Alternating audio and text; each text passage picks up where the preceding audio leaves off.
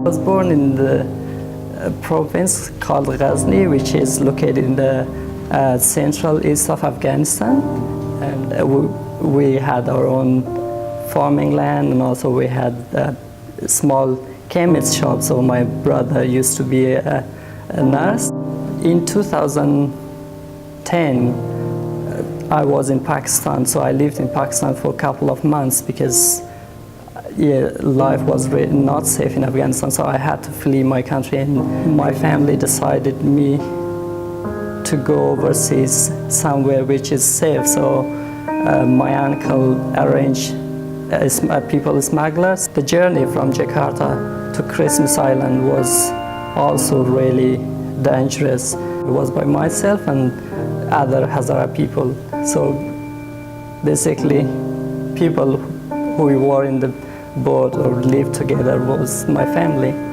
The fishing boat in a big ocean is, you can imagine because the chance to survive is really small and anything can happen. So the fate or the luck was with us, so we didn't sink and we made it. I arrived in 2011, I think it was 22nd of April.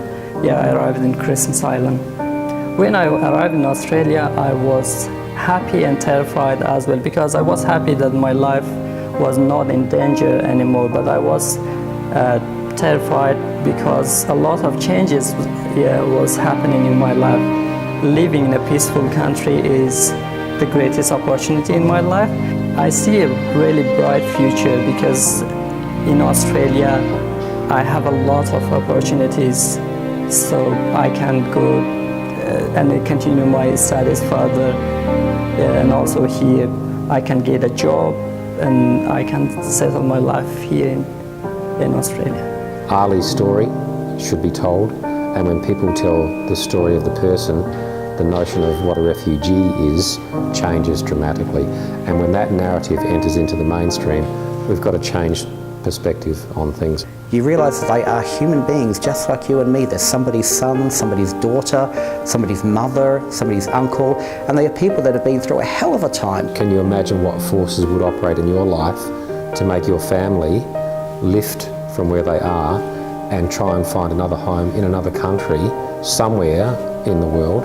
Ali is one person, but Australia could accept 1,000 Alis or 10,000 Alis or 100,000 Alis, and Australia would only be better as a result of that. The only way the politicians are going to change is if society changes. Society has to take the first step and start saying, we are not going to dehumanise these people. They are human beings who deserve compassion. We have to find a way to support these people. Organisation that is looking to improve the lives of anybody is doing a great job, and I think Australia21 covers a whole broad range of areas, and I'm really pleased that they're getting into the area of refugees and asylum seekers.